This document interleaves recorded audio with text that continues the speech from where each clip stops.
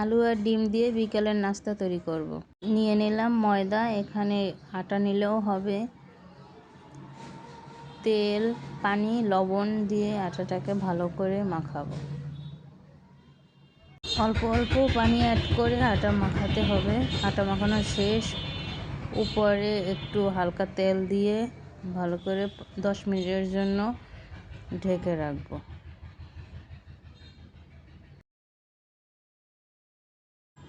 আলু সেদ্ধটা মাখিয়ে রাখলাম।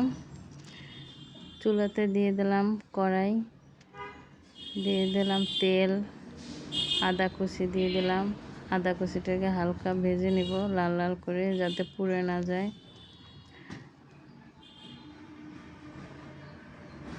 আদা কুচিটা ভাজা শেষ,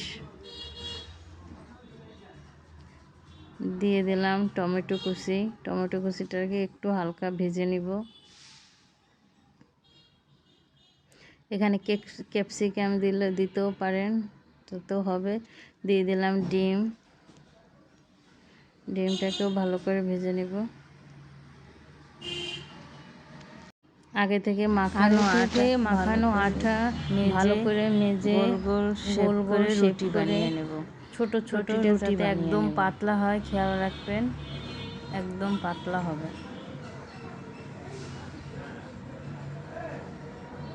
এই যে গুছিয়ে রাখা আলু সিদ্ধ, আদা কুচি, তারপর ডিম ভাজি, দিয়ে দিলাম পেঁয়াজ কুচি, কাঁচামরিচ, ধনেপাতা,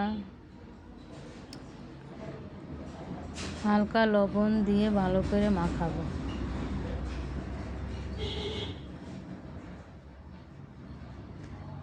অ্যাড করে দিলাম ভাজা জিরার গুঁড়া স্বাদ বাড়ানোর জন্য। ভালো করে মেখে নেব। এই যে আমার রুটি একদম পাতলা করে বানাতে হবে। হ্যাঁ, রুটির মাঝখানে দিয়ে দিলাম সে মাখানো আলু সেদ্ধ ডিমের মিশ্রণ। এখন এই গোল গোল করে ভালো করে ভাজ করে নিব। কতটা দেখা যায় আমি জানি না, আপনাদের সুবিধার্থে একটু কাছ থেকে নিলাম। এই যে গোল গোল ভাজ করে নিব।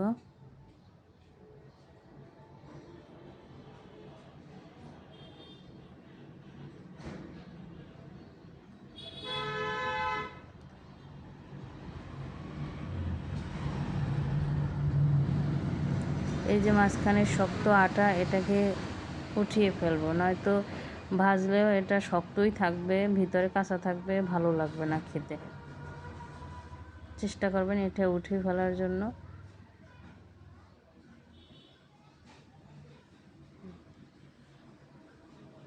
এই যে দেখেন পিঠা হয়ে গেল, দেখতে কত সুন্দর। আপনারাও চেষ্টা করলে বানাতে পারবেন ইনশাল্লাহ।